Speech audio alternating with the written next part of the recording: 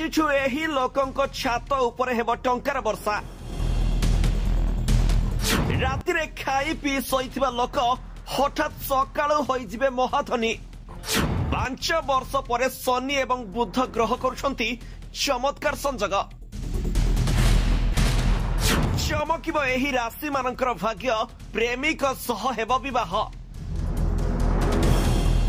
हाँ दर्शक बंधु, आज एही लोकंक छात उपरे हेब टंकार वर्षा।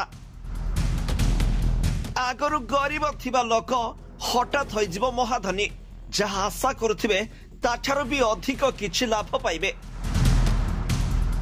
3टी राशिर लोकंक पई एबे स्वर्ग सुख ए पृथ्वी रे अपेक्षा करि रहिछि। तेबे वैदिक ज्योतिष शास्त्र अनुसार शनि एवं बुध को गुरुत्वपूर्ण ग्रह भाव में विवेचना करा जाए।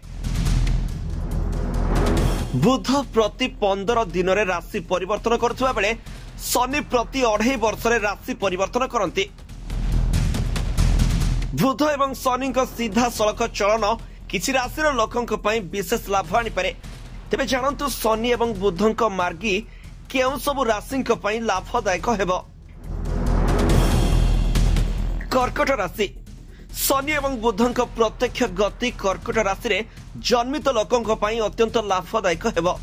शनि आपणक कुंडलीर भाग्य घरे रहिबे एवं बुध षष्ठ घरे रहिबे। एही समय रे मानसिक संतुलन बजाय रहिबो। आपण आपणक परिवार और सामाजिक जीवन रे संतोष एवं समृद्धि अनुभव करिवे। यह सहित आपण धार्मिक किंबा शुभ कार्य रे अंशग्रहण करि पारंती। घर एवं अंतर्जातीय भ्रमणर सुजोग पाई पारंती। जीवन साथी सहित आपणकर समय भल कटिबो। मिथुन राशि। शनि एवं बुधंक प्रत्यक्ष गति मिथुन राशि रे जन्म होइतिबा लोकंक पई अत्यंत लाभदायक साब्यस्त होई पारे। आपणक कुंडली रे शनि 10म घरे रहिबे एवं बुध 7म घरे रहिबे। जहा चाकरी करुथुवा लोकंक पई एही समय को शुभ करिवो। एही समय रे आपणक कामर प्रशंसा करा जिवो। व्यवसाय पाई मध्य समय अनुकूल रहिबो। सहभागिता किंबा पूर्वरु करा जायतिबा निवेश भल लाभ देबार संभावना अछि।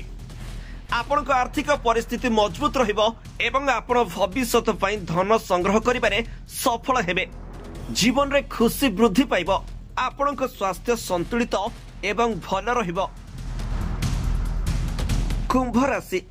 शनि एवं बुधंक प्रत्यक्ष गति कुंभ राशि रे जन्म होइतिबा लोकंक पई उभय ग्रहर शुभ फल आनी देबो। दीर्घ दिन धरी पड़ी रहितिबा कार्य समाप्त होई पारे। शनि ग्रह आपणक कुंडली रे द्वितीय घरे एवं बुध एकादश घरे रहिबे। फलस्वरूप कुंभ राशि रे जन्म नैतिबा लोक माने सेमानकर प्रत्येक इच्छा पूर्ण करि परिबे। आपण परिवार सहित खुशीर समय बिताइबे। आपण आपणकर स्वप्न पूर्ण करिबारे सफल हेबे।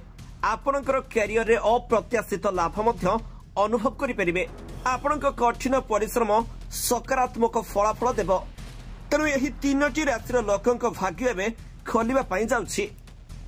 Bureau report, G7 Odia.